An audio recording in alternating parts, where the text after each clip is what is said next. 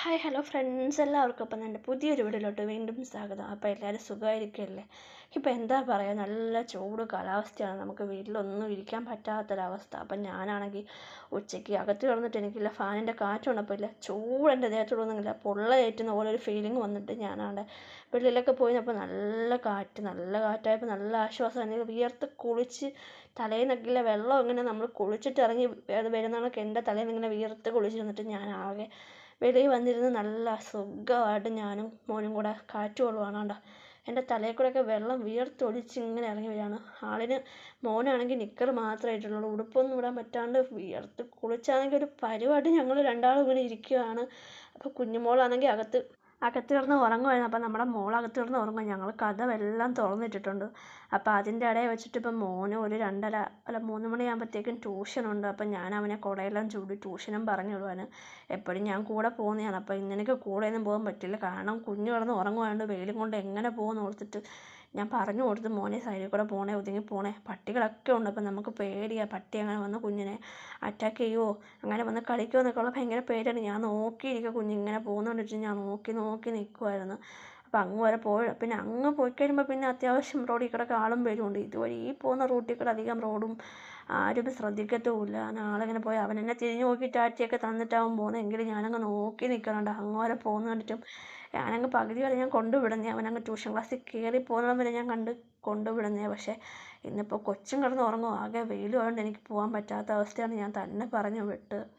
അപ്പോൾ അങ്ങനെയും തന്നെയൊക്കെ പോയി പഠിക്കണ്ടായോ എന്ന് നമ്മൾ കൂടെ നടന്നാലും ശരിയാവത്തില്ലല്ലോ, അങ്ങനെ വിചാരിച്ചു.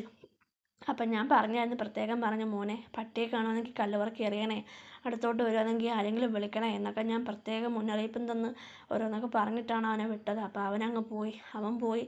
പിന്നെ വൈകുന്നേരം ആയപ്പോൾ എനിക്ക് ഹോസ്പിറ്റലിൽ പോകണം. എനിക്കങ്ങ് ഒട്ടും വയ്യായിരുന്നു. അപ്പം ഞാൻ വിചാരിച്ചൊന്ന് ഹോസ്പിറ്റലിൽ പോയി കാണിക്കാമെന്ന് കരുതി. അങ്ങനെ റെഡിയായി ഒരുങ്ങി പറക്കി ഇച്ചാനും വന്നിട്ടുണ്ടായിരുന്നു. അപ്പോഴത്തേനും മോനൊക്കെ ട്യൂഷനൊക്കെ പോയിട്ട് വന്ന് അതിന് ഞങ്ങൾ ഒരു 5-5:30 ആയതേ ഉള്ളൂ. ഞാൻ പുറത്തിറങ്ങുമ്പോഴത്തേനും ഭയങ്കര കാർമേഘമൊക്കെ ഇങ്ങനെ വന്ന് നിന്ന് ചെറിയ ഇടിയും മിന്നലൊക്കെ ഉണ്ടായിരുന്നു. അപ്പം ഞങ്ങളെന്തായാലും വേഗം പോയിട്ട് വരാമെന്ന് കരുതി.